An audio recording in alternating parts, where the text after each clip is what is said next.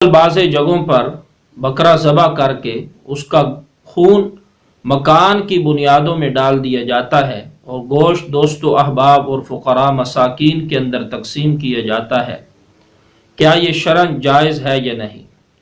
اور دوسرا سوال یہ ہے ساتھ ہی اسی کہ اس کے اندر کوئی حرج ہے یا نہیں؟ تو میرے محترم ناظرین یاد رکھیے کہ یہ ساری کی ساری ہندوانہ رسومات ہیں، خرافات ہیں، جس کی شریعت اسلامیہ کے اندر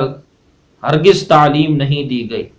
اور اس کے ساتھ ساتھ ایک مسلمان کو چاہیے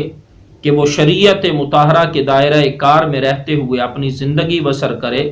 ایسی ہندوانہ اور غیر مسلموں کی طرف سے آنے والی رسومات پر عمل کرنے سے انسان اجتناب کرے۔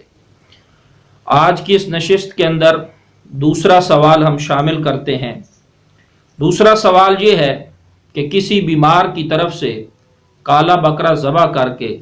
بطور صدقہ کہ اس کا گوشت چیلوں کے آگے ڈال دیا جاتا ہے، یا کسی مرض الموت کے اندر مبتلا شخص کے لیے ایسا کیا جاتا ہے تاکہ مریض کو شفا مل جائے، اور جو مرض الموت کے اندر مبتلا ہے اس کی جان نکلنے کے اندر آسانی ہو جائے، تو کیا شرعاً ایسا کرنا جائز ہے یا نہیں؟ تو میرے محترم ناظرین یاد رکھیے کہ ایسا کام کرنا یہ سارا جہلا کی خرافات میں سے ہے، اور غیر مسلموں کی طرف سے آئی ہوئی ایسی چیزیں ہیں جن میں سے بعضی چیزوں پر آج ایک مسلمان عمل کر رہا ہے۔ یہ بات حقیقت ہے کہ فی نفس ہی صدقہ کرنا یہ ایک عظیم عمل ہے، جس کی وجہ سے اللہ تبارک و تعالی اپنی رحمت کے ساتھ انسان پر آنے والی مصیبتوں کو دور فرما دیتے ہیں، انسان پر آنے والی آفات کو دور فرما دیتے ہیں۔ اور صدقہ کے اندر بھی سب سے افضل اور بہترین عمل یہ ہے کہ انسان نقدی کی صورت کے اندر کسی غریب، مسکین، فقیر، محتاج آدمی کو صدقہ دے، یا کسی کار خیر کے اندر انسان نقدی کی صورت کے اندر کوئی کام کرا دے۔ اور اسی طریق سے یہ بات بھی یاد رکھنی چاہیے کہ علامہ حسکفی رحمۃ اللہ علیہ نے اس بات کا ذکر کیا کہ عین چیز کی بنسبت درہم یعنی قیمتاً نقدی کی صورت کے اندر صدقہ کرنا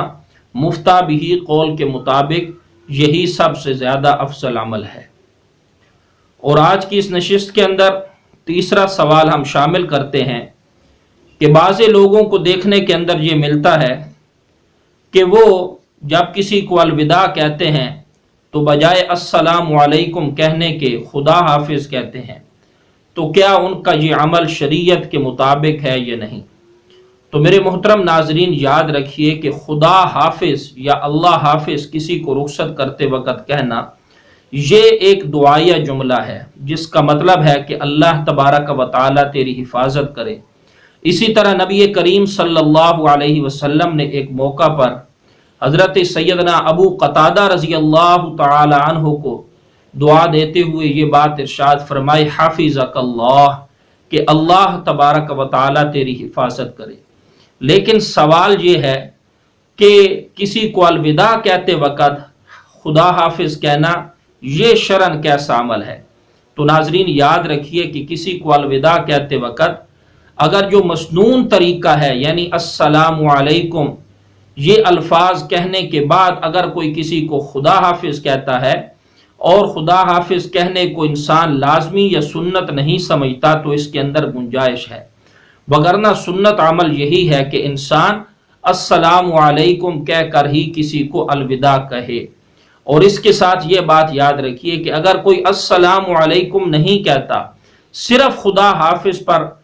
اکتفا کرتا ہے، تو اس سے ایک سنت کا ترک لازم آئے گا۔ تو اس سے بہتر یہ ہے کہ انسان سلام کا اہتمام کرے، جس کی تعلیم نبی کریم صلی اللہ علیہ وسلم نے دی اور حضرات صحابہ کرام رضوان اللہ تعالی علیہ مجمعین نے عمل کر کے دکھایا۔ آج کی اس نشست کا اگلا سوال یہ ہے کہ ایک خاتون کو حمل ہوا، کچھ مدت کے بعد اس کا حمل ساقط ہو گیا، تو حمل ساقط ہونے کے بعد کیا وہ عورت نماز پڑھے گی یا نہیں؟ تو میرے محترم ناظرین اس کے اندر تفصیل یہ ہے کہ حمل جو اسے ساقط ہوا ہے اس کے اندر جو لوتھڑے ظاہر ہوئے، اگر اس لوتھڑے کے اندر بچے کے مکمل اعضاء یا بعض اعضاء مثلا ہاتھ پاؤں وغیرہ تھے تو ایسی صورت کے اندر بعد میں آنے والا خون وہ نفاس ہی شمار ہوگا۔ تو ایسی صورت کے اندر عورت کے لیے وہی حکم ہے جو کہ ایک نفاس والی عورت کا حکم ہوتا ہے کہ وہ نماز ادا نہ کرے، قرآن مجید کی تلاوت نہ کرے۔ دوسرے نمبر پر یہ یاد رکھیں کہ حمل جو ساقط ہوا ہے، جو لوتھڑا ظاہر ہوا، اس کے اندر بچے کے اعضاء یا اس کے بعض اعضاء ظاہر نہیں ہوئے، تو اس کے اندر تفصیل یہ ہے کہ مکمل طہر یعنی 15 دن مکمل ہو جانے کے بعد یا اس سے زیادہ دن گزر جانے کے بعد یہ خون جاری ہو رہا ہے، تو اگر 3 دن کم از کم 3 دن خون آیا ہے تو ایسی صورت کے اندر یہ خون حیض ہی کا شمار ہوگا۔ تو عورت کے لیے وہی حکم ہوگا جو کہ ایک حائض والی عورت کے لیے ہوتا ہے، یعنی کہ وہ نماز نہیں پڑھے گی، تلاوت وغیرہ نہیں کرے گی۔ اور اگر طہر مکمل نہیں ہوا یعنی کہ 15 دن سے پہلے یہ خون آنے لگ گیا تو ایسی صورت کے اندر یہ استحاضہ کا خون ہوگا اور عورت کے لیے نماز پڑھنا بھی ضروری ہوگا۔ اگر تلاوت کرنا چاہتی ہے تو وہ تلاوت بھی کر سکتی ہے۔ واللہ اعلم بالصواب۔